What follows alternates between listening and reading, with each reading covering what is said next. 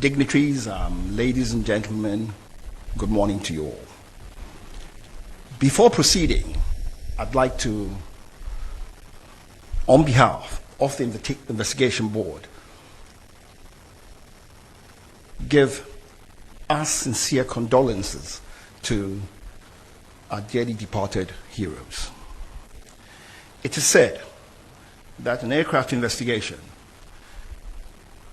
is taking a mess and converting it into a message, which is what we ended up doing. It's my humble duty now to take you through the presentation, which reflects the report that was presented yesterday.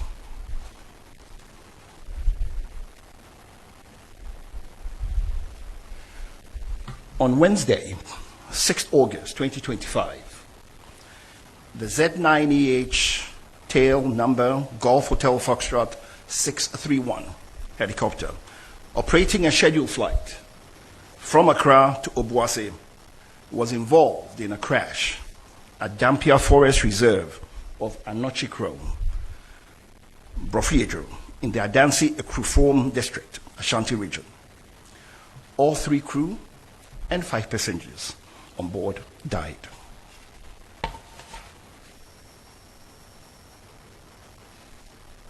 The President of the Republic of Ghana, His Excellency John Dramani Mahama, directed the Acting Minister of Defense to constitute an accident investigation board. The Ministry of Defense, on the 25th of August 2025, announced through a press release the establishment of the board mandated to inquire into the causes and circumstances leading to the Z9 Echo Hotel helicopter accident.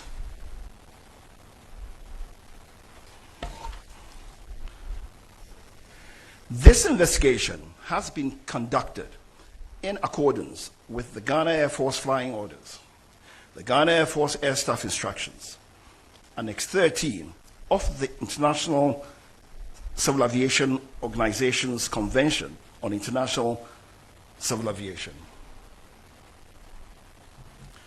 Generally, investigations under these regulations are conducted to determine circumstances leading to the accident and prevention of future accidents and incidents.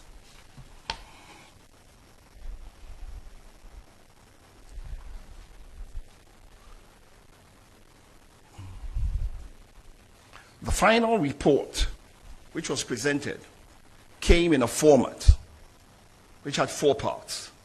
Part 1, factual information. Part 2, analysis of the factual information. Part 3 were the conclusions, which includes the findings, the causes, and all contributory factors. And Part 4, the safety recommendations.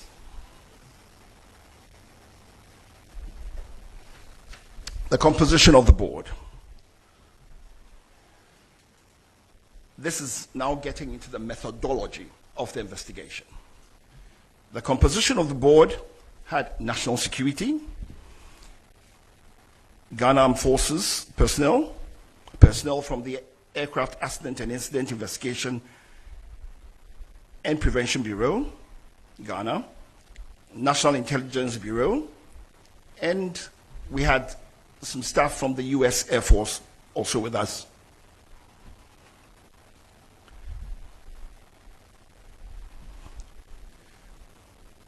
For the factual information evidence collection, we immediately had, on the 26th of August, a briefing by the preliminary investigation team, PIT as it's called.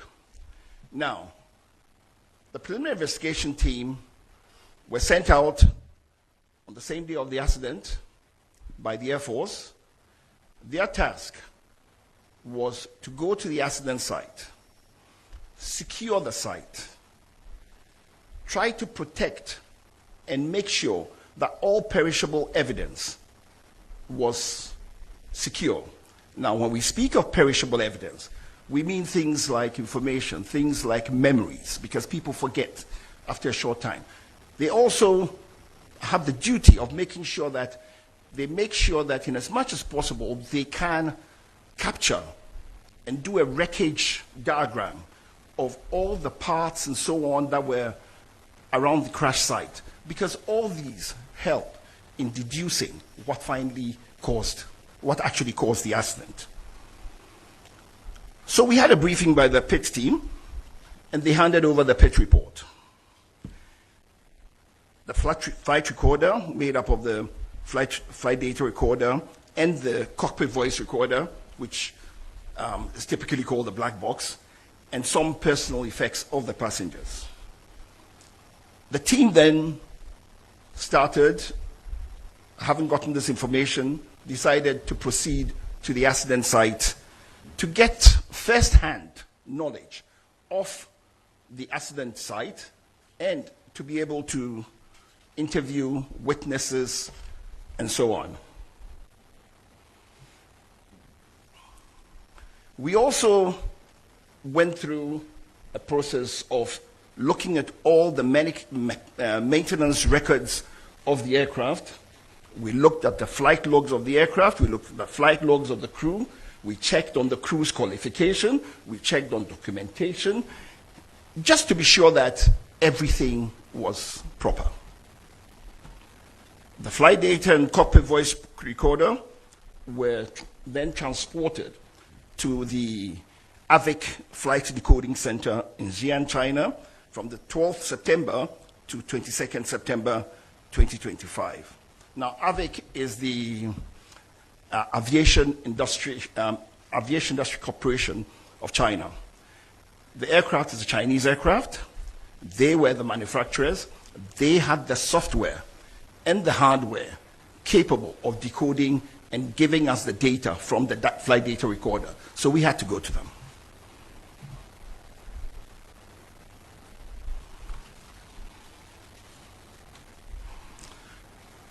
We also decided, as is normal with investigations, to look at the human factors and operational information. We looked at the medical and psychological records of the flight crew. Interviews were conducted with pilots, engineers, superiors, to assess the crew's proficiency, training history, and operational culture. We also actually interviewed their families and so on. We left no stone unturned.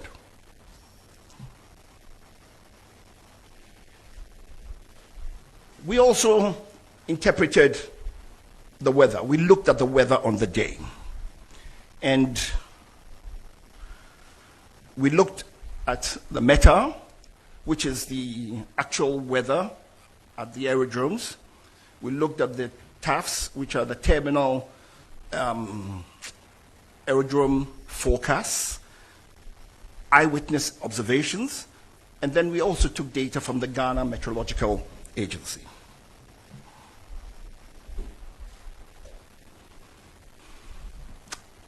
Next, the investigation team decided to look at the whole organizational and systemic processes under which the aircraft was operated. So we examined the Ghana Air Force policies, their flying orders, and their operational oversight mechanisms. We looked at crew authorizations.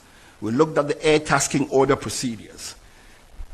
Because, for instance, for the particular day, the task order that had been given was to fly the Minister of Defense and his party from Accra to Obuasi and back. We looked at Air Force oversight, its safety culture, and the adequacy of risk management systems.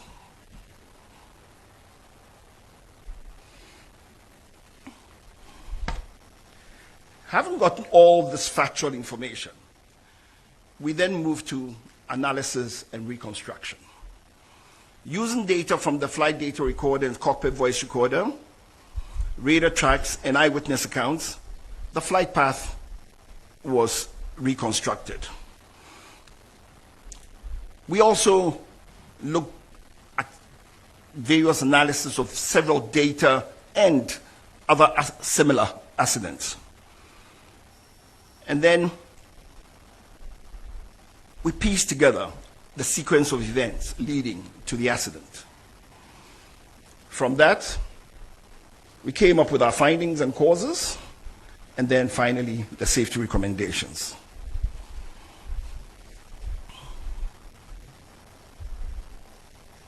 So, for the scope of flight, we looked at the history of the flight, we looked at the weather, we looked at the environment, we looked at the machine, that's the helicopter, we looked at human factors, the crew flying the plane. Then we looked at the organizational and systemic factors, sequence of events, and then we came to what we believed strongly was the cause of the accident. For the history of flight, we went before the flight to see what the pilots had been doing. And it's on record that their last 3 flights before the subject flight, the same crew had flown all the 3 flights before on the same helicopter. On the 2nd of August, they came from their base in Takoradi to Accra. It was a Medivac flight, 1 hour long. On the 3rd of August, the following day, they did a flight from Accra to Cape Coast, back to Accra. 1 hour, 20 minutes. It was also a medical evacuation flight, Medivac. On the 4th, they were tasked to go fly Accra to Salman, back to Accra. That was a 2 hour 30 flight. That was a bullion flight, cargo flight. On the 5th of August, they rested. Now, it helps to say here that in Ghana Air Force, their flying limitations for the crew, you have 10 hours per week maximum, 62 hours maximum per month. Before flight, it's also accepted that if you've had a rest of 8 hours, you've had enough rest and you can go to work. They had in excess of 24 hours rest.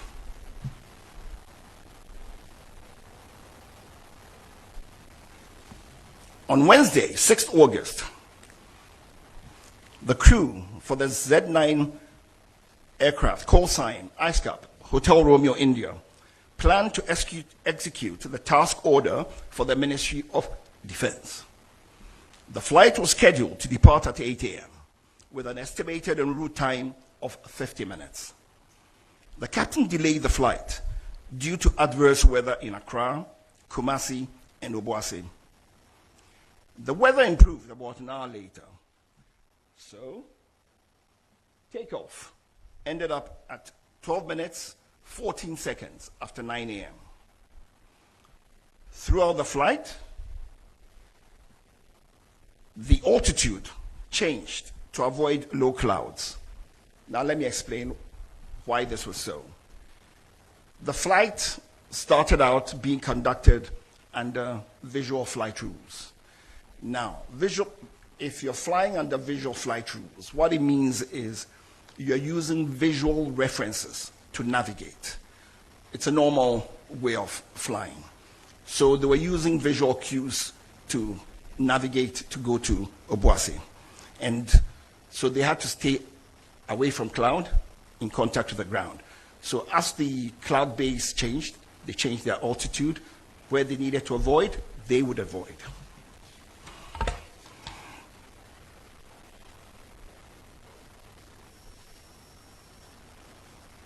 I'd like you to take a look at these 2 pictures.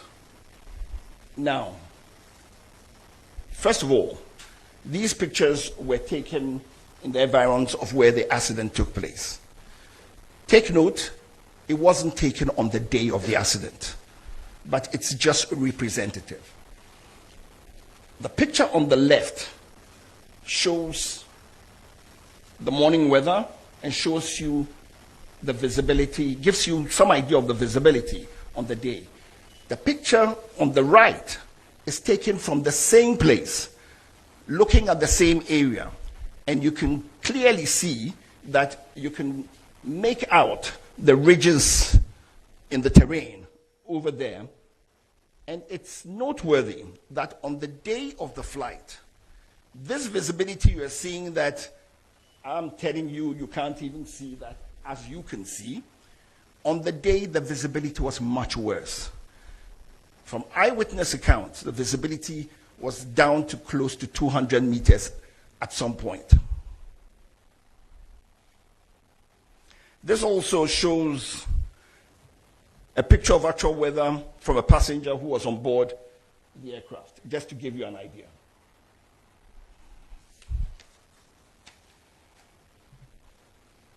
The weather in the southern Ghana was poor on the day, which delayed departure for about an hour. In Accra, conditions were misty, with visibility of about 5 to 7 kilometers and very low clouds, starting at only 700 to 1,100 feet above the ground. While the situation improved slightly later in the morning, the early hours were dominated by haze and overcast skies.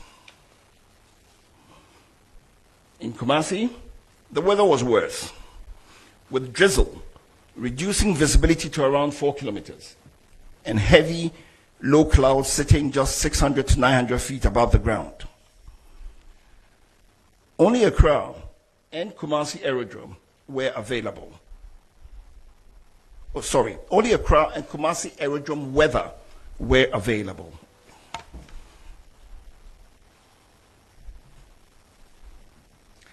There was no formal information on the weather available to the pilots along the flight route. Witnesses reported poor visibility due to fog and rain at Brofuyedru and its environs. Environmental conditions Environmental commissions in the Dampier Forest Reserve and its rugged terrain of hills, mountains, created conditions such that over such rugged terrain, you can have turbulence, downdraft, and other phenomena.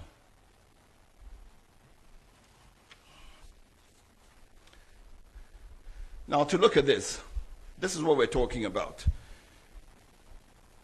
This is a known aviation phenomena when you have such rugged territory.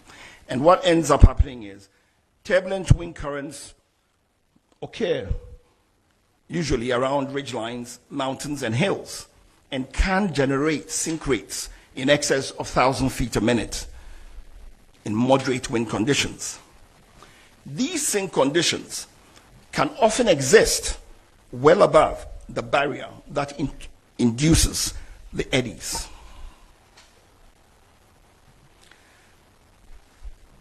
We assessed the aircraft to see if it was fit for purpose. The helicopter entered the Ghana Air Force Service in May 2015, having been manufactured in 2012. And it reached its 10-year service threshold on 18th May 2025. Aircrafts have periodic checks to make sure that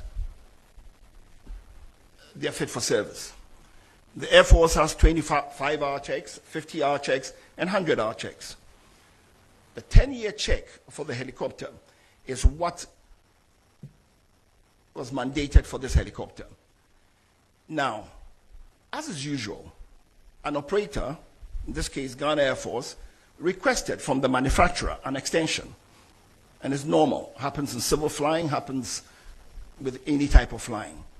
The manufacturer gave a 90-day extension to 18th August 2025. And basically, the helicopter met all the basic safety requirements. That notwithstanding, it sort of clashed, it sort of met a 100-hour check. So the Air Force also did a 100-hour check on the helicopter before the flight. The aircraft on the day,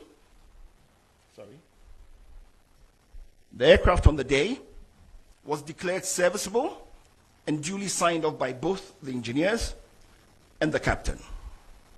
The flight data report indicates that the helicopter was in good working condition. The helicopter, however, did not have some avionic safety enhancements.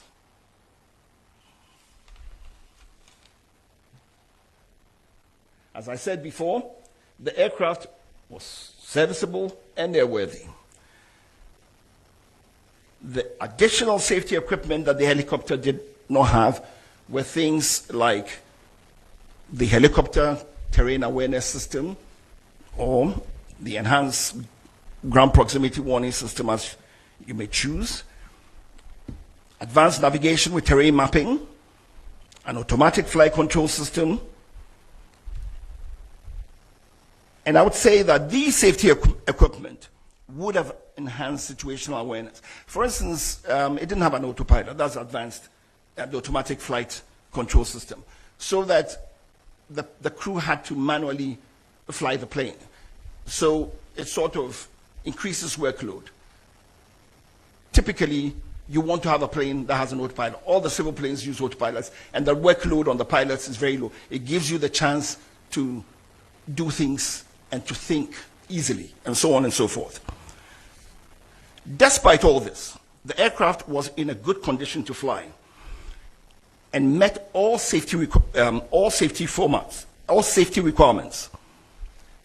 The investigation has recommended strongly for aircraft with these additional safety enhancements to be acquired immediately for the Air Force.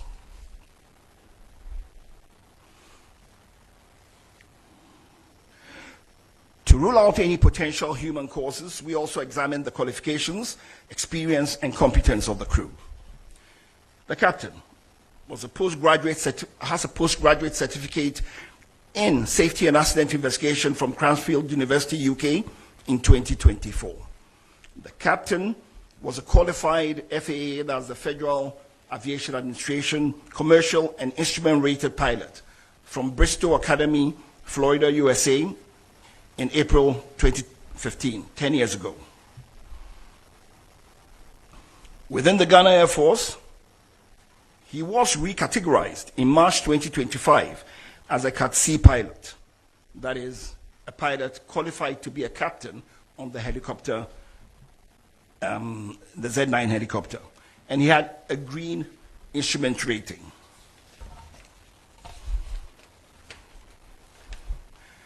In the Air Force, they have gradings for pilots, categories for pilots from A to D. D being, depends on what you call high and low, D being for the initial, sort of, and then you go all the way to A. It's interesting to note that for quite a while, and as at now in the Air Force, the highest category is Cat C. So the pilot was totally competent to be flying this plane.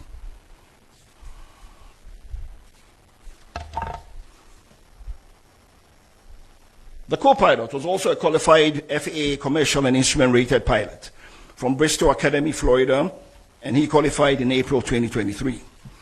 In December 2024, he was recategorized within the Ghana Air Force as a Category D pilot on helicopter type with a white instrument rating. To further rule out any potential human causes, we examined the medical and psychological records of the crew. A review of the medical and personal records revealed no known medical or psychological conditions in the captain, co-pilot, or technician at the time of flight. All three were described by witnesses as calm, prepared, and professional during the pre-flight activities. Fatigue or medication was not considered to have materially affected their performance on the day of flight.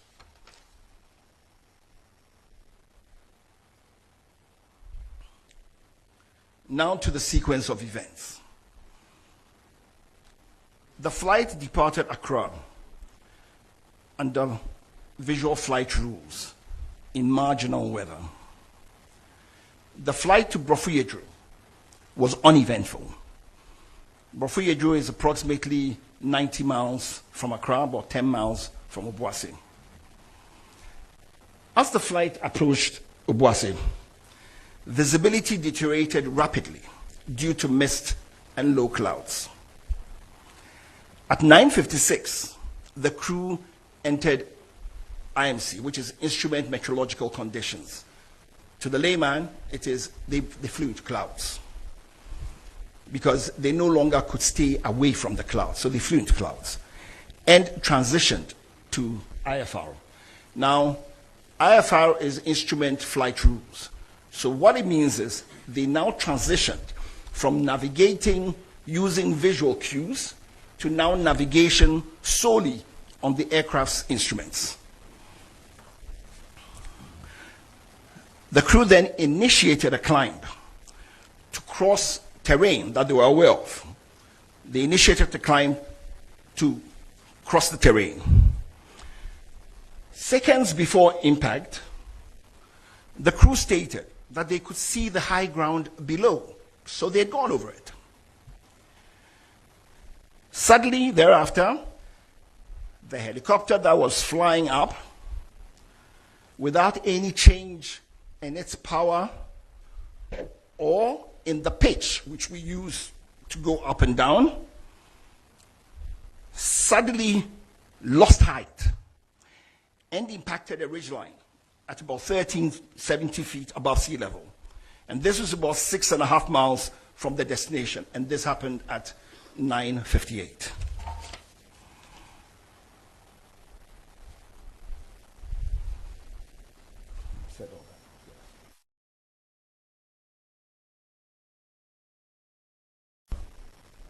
Is what the planned track had been. The purple line is what the aircraft actually flew. And that took place because it was avoiding clouds and so on and ended up where it was.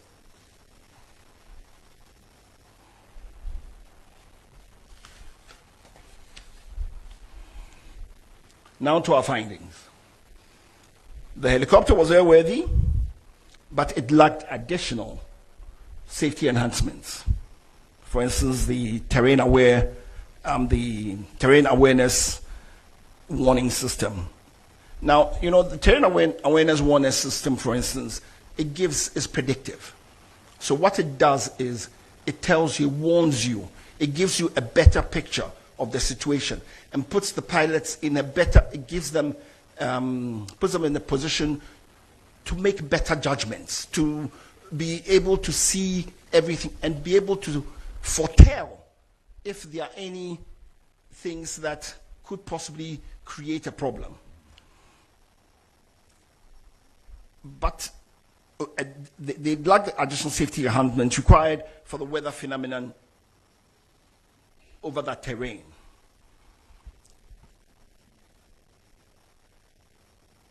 There was adverse weather, there was limited visibility, there was rising rugged terrain, with this terrain induced complicating factors, and there were no ground-based navigational route aids en route. The investigation would like to say that from everything they gathered, the emergency response was very timely. The fact that the first responders managed to get to the site in about 2 hours was remarkable because the terrain has very steep slopes. It was raining, it was slippery. So it wasn't the easiest thing to do. When we went to the site, it was also raining and it was very slippery. And we struggled using sticks and everything to try to get up there. So looking at everything, we would say very confidently that the emergency response was very timely. The investigation determined that the accident was caused by the sudden loss of altitude and lift due to downdraft. This loss of altitude without change in power or pitch altitude is consistent with downdraft associated with changing environmental conditions over high terrain.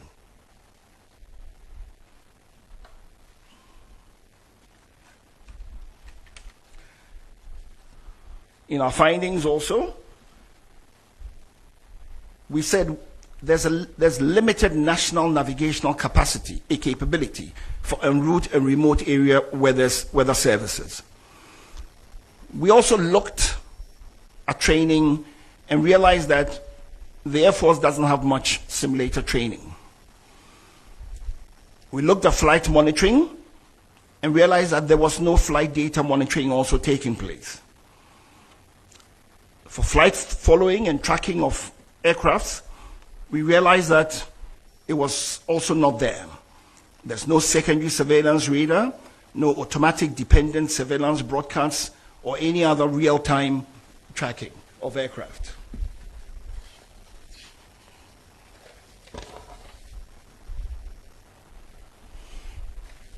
Our safety recommendations. There is a definite need to modernize the fleet of the Ghana Air Force. We have recommended that the Air Force acquire modern aircraft with terrain avoidance warning systems and modern navigation systems.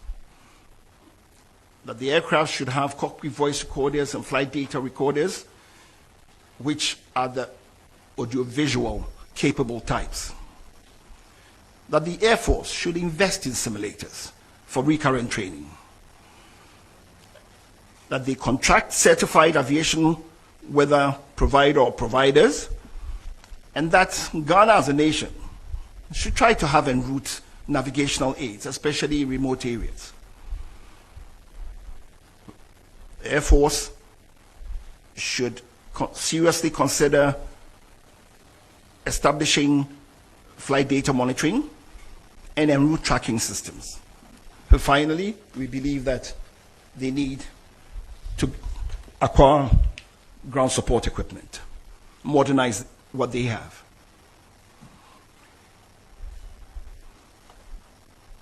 In conclusion, the helicopter accident was an unfortunate and sudden weather-related accident. Implementing the safety recommendations will prevent the reoccurrence of future accidents. At this time, before I take any questions, I just want to give a few acknowledgments. I'd like to acknowledge the efforts and the support that the team had from the National Security Secretariat, led by the National Security Coordinator. It made what was a really difficult job for us much easier to do, and encouraged us to do and persevere to come up with these results. I'd like to say thank you also to the US team that joined us for a period of the investigation, the Chinese, for their warm welcome of us when we went to China for the decoding and all the assistance that they gave us. They were very professional, and they worked with us and got us everything that we needed to be able to fully understand what happened. I'd also like to acknowledge the lead investigator, who in truth is not here today, Air Commodore Akron. He is on national duty outside, but he was a lead investigator and he worked really hard. I'd also like to acknowledge my mother organization, which is the Aircraft Accident and Incident Investigation Bureau, and its commissioner, Mr. John Wombati, for all the support he gave to us and the full availability of the AIB architecture to help us. And to the team that did this investigation, for their open-mindedness, their objectivity, their logic, their diligence and perseverance, and their dedication and commitment for over 2 months, working close to 7 days every day, sometimes from morning 9 till 9 at night, because we knew the country was hungry to know what had happened. And finally, thank God for blessing us and giving us the fortitude, the mindset, and for guiding us to come up with this report, which we hope will bring closure to the families of our departed heroes and to the nation. Thank you.